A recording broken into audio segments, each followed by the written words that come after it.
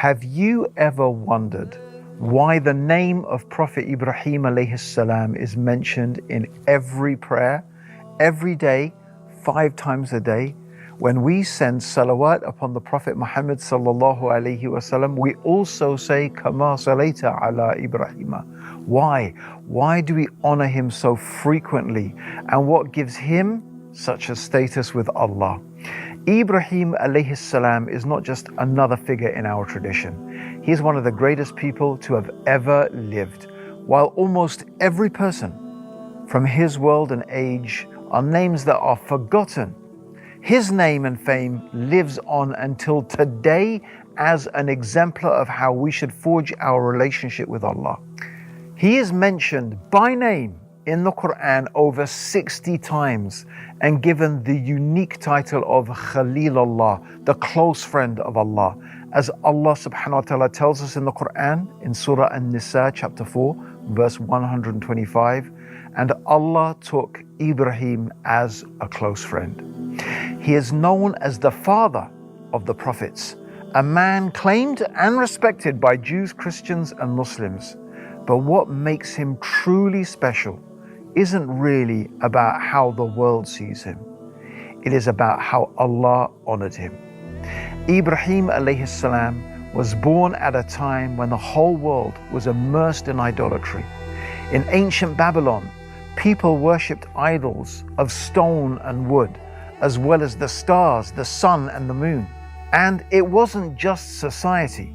His own father was an idol maker. It was a world in which whatever direction you turned, even at home, other things were being worshipped as rivals to Allah. Yet from that darkness, Ibrahim alayhi salam found light.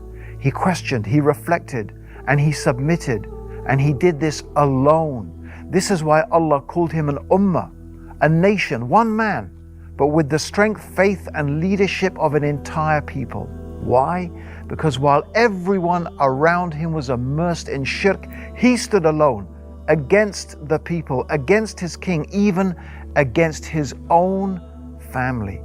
As Allah tells us in Surah An-Nahl, which is the 16th chapter in verse 120, indeed Ibrahim was an Ummah, obedient to Allah, upright, and he was not of the polytheists. He was a young man, but with the heart of a lion and the stature of a mountain.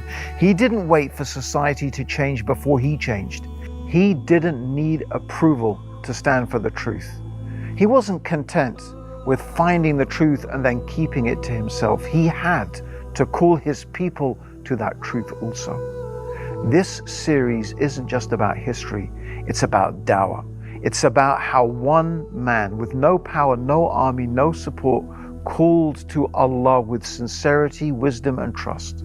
In this blessed month, we're going to follow his footsteps, not just the steps he walked in Hajj, but the steps he took as a caller to Allah. Because in a world full of confusion, what we need today more than ever are people who carry the legacy of Ibrahim.